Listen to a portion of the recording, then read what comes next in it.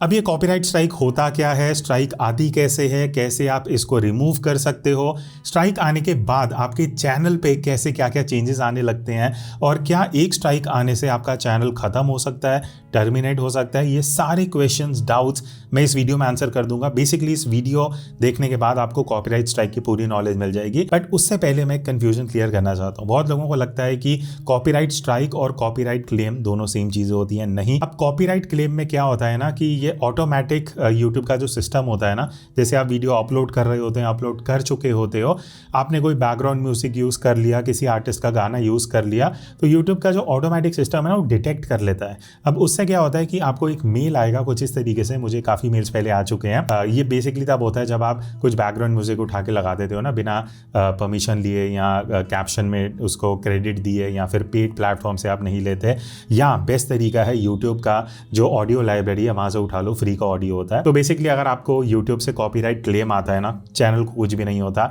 ना आपके परफॉर्मेंस पे कुछ फर्क पड़ेगा, ना व्यूज पे। होता क्या है, जिस वीडियो पे आपको कॉपीराइट क्लेम आया ना, उससे जो भी रेवेन्यू आएगा वो जिसका गाना, जिसका अपने कंटेंट यूज कर रहा है, उसको वो रेवेन्यू चले जाएगा। That's it.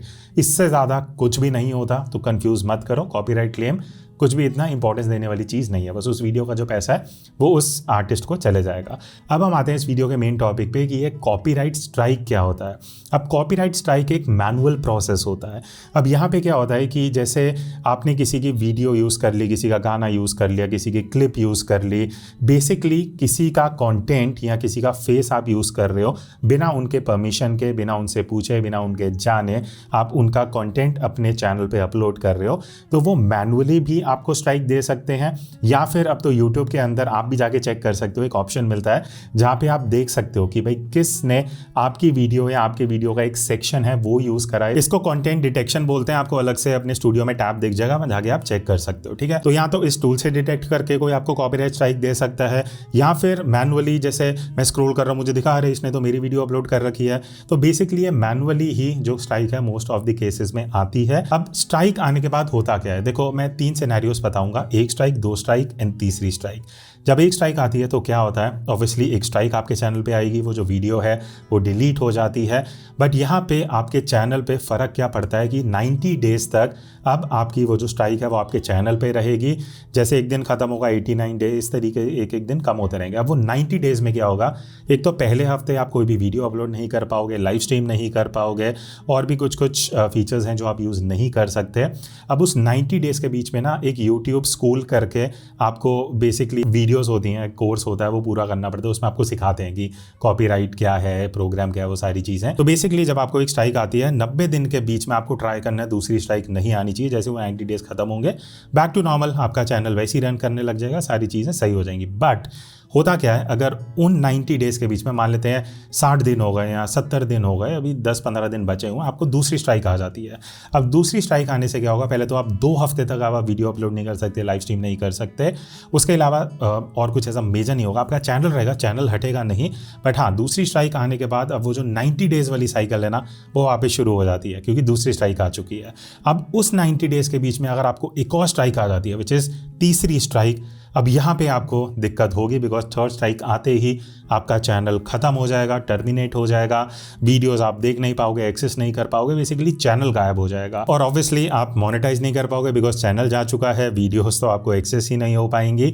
सबसे इंपॉर्टेंट चीज़, अब यूट्यूब ने 2026 में इतनी स्ट्रिक्ट पॉलिसीज कर दी हैं कि आप नया चैनल भी नहीं बना पाओगे, बिकॉज आपका IP एड्रेस, आपका ईमेल ID, सारे डेटा को यूज़ करके एक ऐसा सिस्टम बन गया है कि अब आप नया चैनल भी नहीं बना पाओगे। तो बहुत स्ट्रिक्टनेस है, आपको बस ट्राई करना है कि वो तीसरी स्ट्राइक आपको नहीं आनी चाहिए। तो अब क्वेश्चन आता है कि क्या आपके पास कोई ऑप्शन नहीं है, आप बस बैठे हो, स्ट्राइक आती जा रही है, आप कुछ नहीं कर पा रहे? ऐसा नहीं है।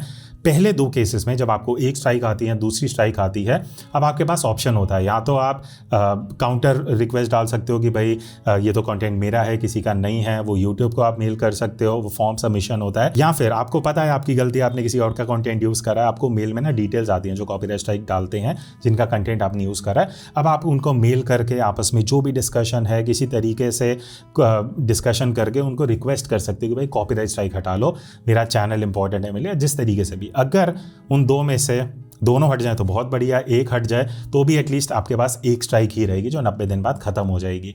आपको बस तीसरी स्ट्राइक या 3 लाइन से स्ट्राइक नहीं आने देनी विदाउट टर्मिनेशन। अगर एक भी स्ट्राइक नहीं हटती और आपको तीनों बैक टू बैक आ जाएंगे, फिर आपका चैनल गया। तो अब ना मैं आपके साथ कुछ ऐसे सिनेरियो या केसेस शेयर करता हूं जिस वजह से लोगों को कॉपीराइट स्ट्राइक आती हैं और वो गलतियां आपको नहीं करनी है। तो एक तो जो लोग यूट्यूब पे वो मूवीज डाल देते हैं ना, पूरी मूवी डाल दी है या 10-10 मिनट की क्लिप्स डाल दी किसी मूवी की उठा के, वेब सीरीज की उठा के, उस केस में आपके चैनल पे कॉपीराइट स्ट्राइक आ सकता है। या फिर अगर आप कोई बॉलीवुड म्यूजिक यूज कर रहे हो, कोई भी ऐसा गाना जो पॉपुलर है एंड किसी लेबल के पास है वो गाना, तो उस केस में भी आपको कॉपीराइट स्ट्राइक आ सकता है।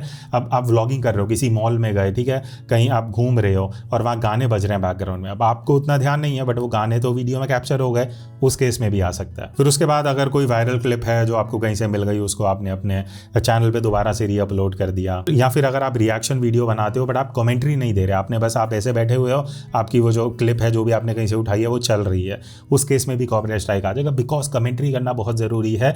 आप अगर किसी का कंटेंट यूज़ कर रहे हो, उसमें आप कुछ रिएक्शन दे रहे हो, बीच बीच में अपना फेस दिखा रहे हो, कुछ उसमें चेंजेस कर रहे हो, तो उस केस में आपका कॉपीराइट स्ट्राइक के चांसेस बहुत कम हो जाते हैं एज कम्पेयर टू जहां आप कुछ रिएक्शन नहीं दे रहे। और सबसे कॉमन केस जो मेरे भी कई नॉन यूट्यूबर्स में मैंने देखा है, पायरेसी या ऐसे सॉफ्टवेयर प्रमोट करना जो लीगल नहीं है, जो गूगल की तरफ से बैन है, या जैसे फोटोशॉप और ये सब सॉफ्टवेयर होते हैं ना, लोग बोलते हैं कि क्रैक वर्जन डाउनलोड कर लो, लिंक डिस्क्रिप्शन में, वो भी गलत है, कभी मत करना। तो लास्ट में मैं कुछ आपको स्टेप्स, टिप्स एंड ट्रिक्स देना चाहूँगा कैसे आप कॉपीराइट स्ट्राइक अवॉइड कर सकते हो। सबसे पहले तो भाई ट्राई करो, अपना ही कंटेंट बना लो, ठीक है, अपना फेस लेके आ जाओ, अपनी ऑडियो ले आओ, AI images, AI clips use कर लो। अब आप में से कई लोग बोलोगे कि यार हमें फेस के साथ नहीं आना, हम कंफर्टेबल नहीं है, तो कुछ भी ऐसा कंटेंट बनाओ जो आपका अपना है, या इवन अगर आप कहीं से कुछ और कंटेंट ले रहे हो तो उस पर कमेंट्री करो, अपना कुछ उसमें फ्लेवर डालो, अपना कुछ ऑडियो डाल दो, कुछ भी कमेंट्री कर दो, उसको एज इट इज़ अपलोड मत करो। और सबसे इंपॉर्टेंट चीज़, बैकग्राउंड म्यूजिक के बारे में बहुत लोग पूछते हैं, तो उसके बारे में मैंने एक डिटेल वीडियो बनाई है।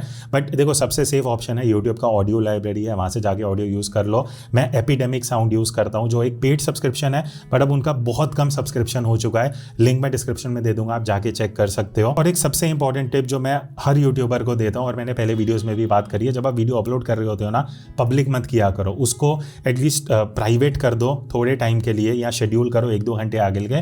बिकॉज जब आप अपलोड कर रहे होते हैं ना, उस टाइम पे भी बहुत से चेक्स रन होते हैं जहाँ पे डिटेक्ट हो जाता है कॉपीराइट, तो अपलोड करने से पहले ही हटा दो या वीडियो में चेंजेस कर दो जो भी करने हैं। तो होपफुली इस वीडियो से आपको थोड़ी नॉलेज मिली होगी। देखो, एक वीडियो के चक्कर में आपके महीनों सालों की मेहनत जा सकती है, तो ये सब करना अवॉइड करो, ठीक है।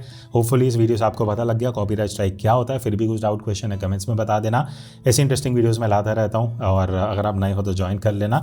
और अगर आप यूट्यूब के थ्रू अर्न करना सीखना चाहते हो, मेरा एक वेबिनार है, उसका लिंक मैंने डिस्क्रिप्शन में दिया हुआ है, जाके चेक कर लेना। दैट्स इट, मिलते हैं नेक्स्ट वीडियो में, तब तक take care and keep creating.